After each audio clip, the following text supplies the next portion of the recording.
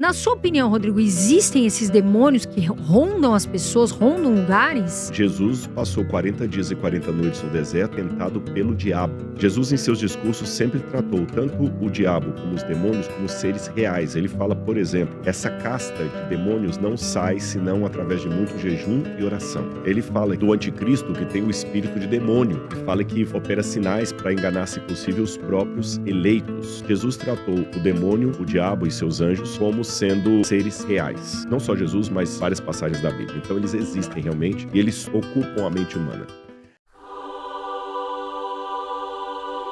E aqui até eu quero entrar numa pergunta, que é uma pergunta que teve convidados que já falaram que sim, concordam, e outros que não.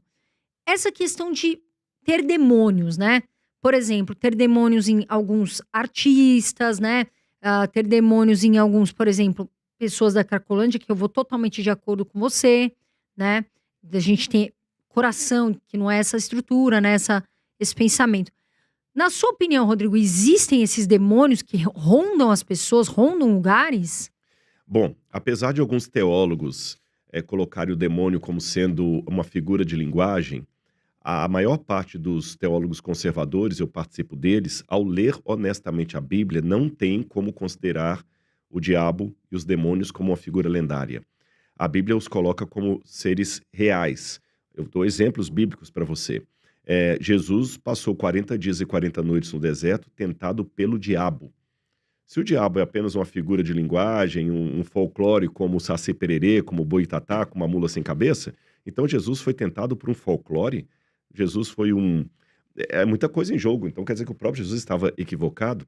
Jesus, em vários discursos, e para aqueles que são cristãos, eu acho que Jesus é uma figura inconteste, se ele falou, tá falado. Porque se você questiona Jesus, peraí, tá complicado. Como é que um budista questiona Buda? Como é que um muçulmano questiona Maomé?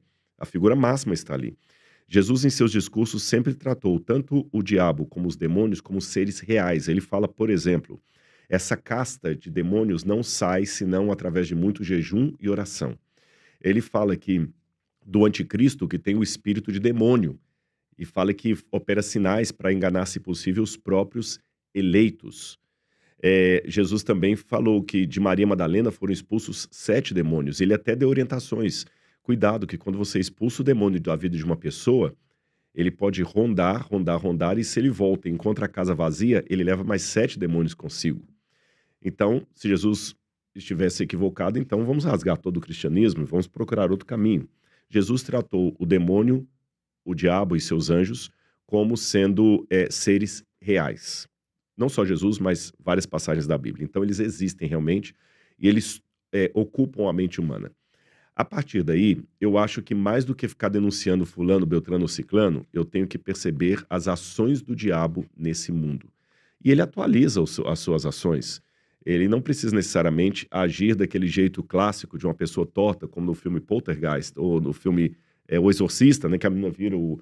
Aquela é uma forma do demônio se expressar, mas existem outras formas mais sutis.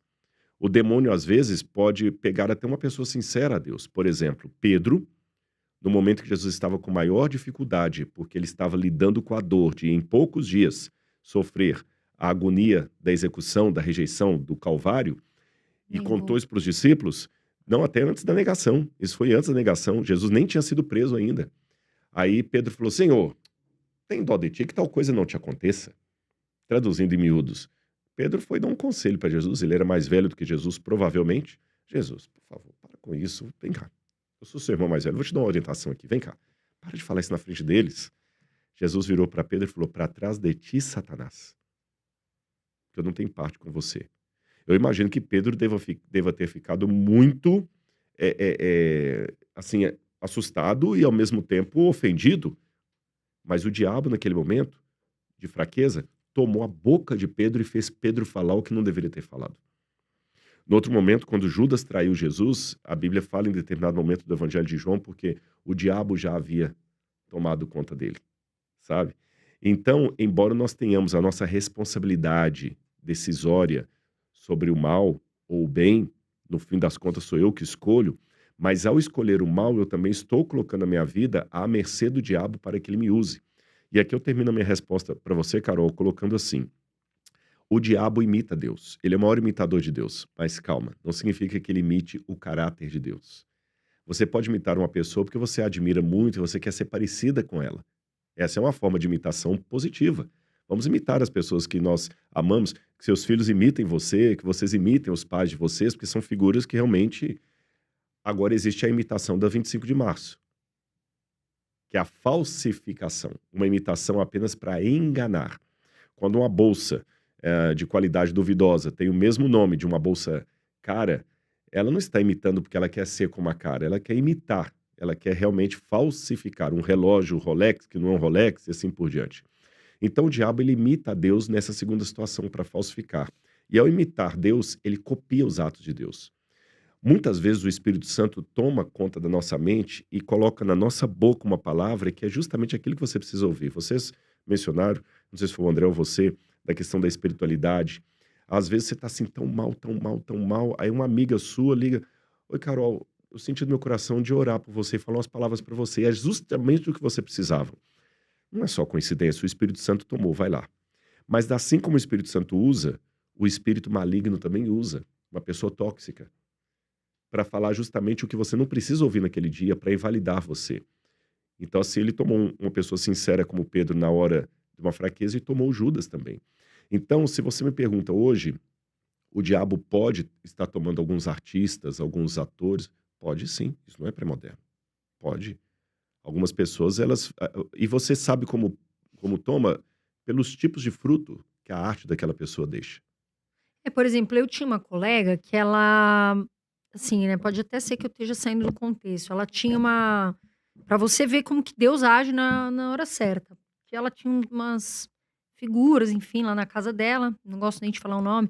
Enfim, aí colocava vinho, corrente de ouro e tal. E eu tinha um aperto no meu coração com isso. E não sei, Jesus Cristo não queria que eu entrasse lá. Uhum. Mas um dia eu resolvi entrar na casa dela, porque é uma pessoa boa, muito boa. E eu conversava, eu falava: "Isso é um pacto ruim, isso vai vir com ju", assim, modo de dizer, vai vir com juros, porque isso é um pacto com o diabo, né. E aí um dia eu estava na casa dela, jantando, né, comendo um japonês, e eu estava com um crucifixo. Sem brincadeira, Rodrigo, meu crucifixo entortou. Uhum. Eu olhei, achei que era alguma coisa que caiu da comida, quando eu vi era o meu crucifixo entortado. Então, você vê como são as coisas, às vezes, Jesus Cristo protege a gente de certos ambientes, eu não digo nem de pessoas. Hoje, ela é totalmente ligada a Jesus. A própria fisionomia e a maneira como ela se comporta é totalmente diferente, Eu acho que você está coberto de entendeu? razão, você não tangenciou o assunto, está dentro. Mesmo que eu saísse da religião, mesmo que eu fosse um ateu aqui, eu teria que admitir que o ambiente tóxico existe. Eu vou falar numa linguagem não religiosa para depois entrar na religião. Só para vocês verem que essa é uma verdade que ela extrapola os limites da igreja. A psicologia fala muito hoje de lar tóxico, família tóxica, relacionamento tóxico. E quando o relacionamento é tóxico, ele vai provocando uma mudança no ambiente. Por exemplo, há pessoas com autodestruição que tudo que ele pega, ele quebra. É uma coisa inconsciente. Tudo que ele pega, ele quebra. Tanto nos negócios, no sentido de bancarrota, quanto objetos mesmo. Ele quebra. Você der esse copo pra ele, ele vai quebrar. O carro ele vai bater. A casa dele tá sempre zoneada. Mesmo quando ele limpa, tá um clima ruim. Que ele tem uma autodestruição tão grande que ele perpassa a autodestruição para aquilo que ele tem. O relacionamento tóxico, você vai olhar, você mesmo sem saber o que está acontecendo naquela casa, só de entrar, você sente um ambiente carregado. Então a psicologia já mostrou que a gente não pode limitar, perdão aos excessivamente materialistas no sentido da filosofia materialista, não estou falando materialista de dinheiro, não, ou aquele que só acredita na matéria, né? Sim. A energia está aí para mostrar que você não pode ficar baseando só naquilo que você vê no microscópio ou no laudo médico. Existem surras que não tocam. Eu posso bater em você sem tocar no seu corpo, só com palavras, só Sim. destruindo a sua. Então, existe o cérebro, mas existe a consciência. E esse ambiente carregado, que a própria psicologia admite, a religião dá um nome para ele. É uma luta espiritual. O emocional, muitas vezes, reflete uma luta espiritual das forças do bem contra o mal. Então, a maneira que eu tenho de observar o que aquele objeto está representando. Então, por exemplo, não é que o diabo se vale por objeto. Eu não acredito que a Bíblia aberta no Salmo 91 vai expulsar o diabo. Sim. Não acredito. Mas eu acredito que uma suástica nazista estampando o guarda-roupa do meu quarto, ela vai influenciar o ambiente e aqueles que trafegam ali. Você entendeu? As cores, tem estudos de cromoterapia, se você pinta tudo de vermelho, as pessoas ficam Carregado o ambiente, né? carregado o ambiente. Nossa, não sei porque é o ambiente, troca até a roupa. Uma personal style fala assim: olha, engraçado, não usa paleta de cor, não, porque ela não reflete o seu rosto. Você quer como é que seu rosto ficou diferente. Eu Elas não põem uso aquela coisa, vermelho né? também. Exatamente. Você, como é que muda? Então, temos que tomar cuidado com os objetos que pomos na nossa casa. Com os objetos, com a linguagem que eu uso. Muita xingamento, muita palavreado ruim, palavras de baixo calão. Isso tudo eu estou pedindo ao diabo para, entre aspas, ou eu peço pelas minhas palavras que o Espírito Santo abençoe meu lar, ou pelas minhas palavras que o diabo amaldiçoe. Menino, que desgraça, não vai para lugar nenhum. Você está pedindo, você está atraindo aquilo ali, você está pedindo, a sua mente está buscando. E no que diz respeito às pessoas que são midiáticas, eu acho que uma boa maneira de eu saber o que eu coloco em minha casa, que tipo de música, que tipo de filme que eu coloco, é o seguinte: eu estou trabalhando muito agora a palavra legado. Sabe? Eu estou começando agora uma série de palestras sobre legado. Tem muitas pessoas me pedindo para falar legado. Eu estou estudando demais o assunto do legado. E o legado é uma coisa muito forte. E o legado é uma maneira de você detectar aquilo que você deve ter na sua casa ou não. Então, qual é o legado que essa música está trazendo? Qual é o legado que esse ator está trazendo na juventude? Tem um colega, um conhecido meu, Marquinhos Maraial, que ele por muito tempo ele era produtor de vários grupos musicais e tudo e tal, e uma chave virou na cabeça dele. Ele dá esse testemunho público, por isso que eu estou falando aqui, citando o nome dele, que não é nada privado que ele me contou, isso ele já deu depoimento disso, que um dia ele saía de casa e a mulher dele estava lá em oração com as filhas dele. Ele tinha filhos adolescentes. Uma até faleceu, infelizmente, de tumor. E um dia que ele estava num show, ele começou a notar que quando ele começava o show, especialmente as meninas, porque por ele ter filha, chamou mais atenção as meninas. As meninas chegavam todas bonitas, penteadas, todas assim, sabe, com o celularzinho na mão ali. Meninas de 16 anos, 17 anos, às vezes, da idade das dele. Os rapazes também, todo bem enfeitado e tudo. E a música começava. E aquele show, aquela coisa toda. E quando terminava, esses shows geralmente vazam a noite toda, vai até 4 horas da manhã, 4h30, quando a banda tá desmontando todo o cenário e tudo.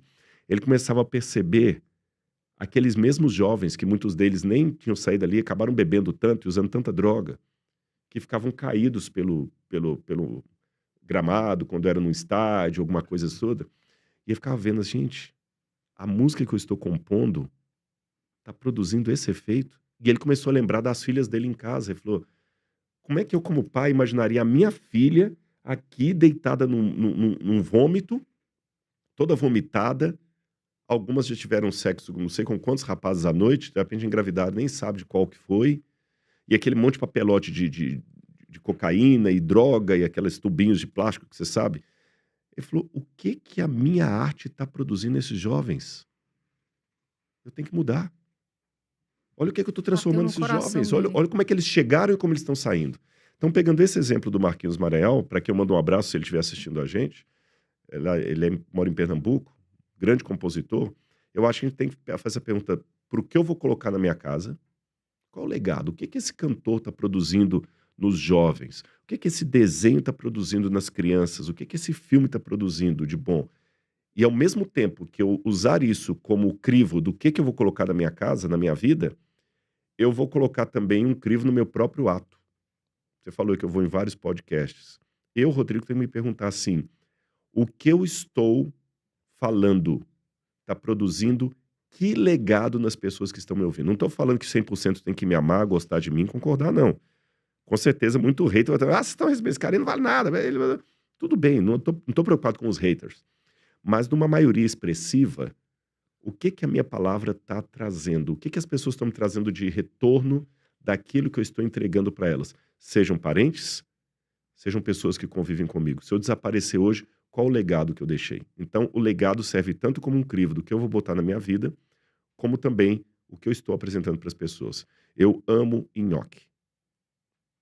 Mas se você trouxer um nhoque aqui que você achou na lata do lixo ali, será que eu vou comer? Não. É nhoque.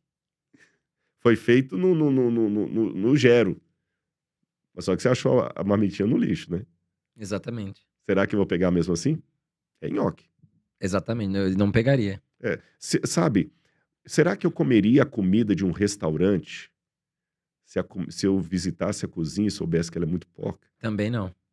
Só que aqui fora tá limpo, tá bonitinho, você não sabe. Então a gente tem que pensar isso também. Como é que é a vida desse artista, dessa atriz, é uma pessoa de vida, como é que ele é com a família dele, sabe? Porque a vida do artista é a cozinha do restaurante onde estou almoçando. Perfeito. Se a vida dele é completamente devastada, você vai consumir a arte dele só porque tá limpinha, é legal? Exato. É como comer um prato que tá esteticamente bem feito, mas numa cozinha que você jamais aceitaria um ovo de lá de dentro. Vai te fazer mal aquela comida, né?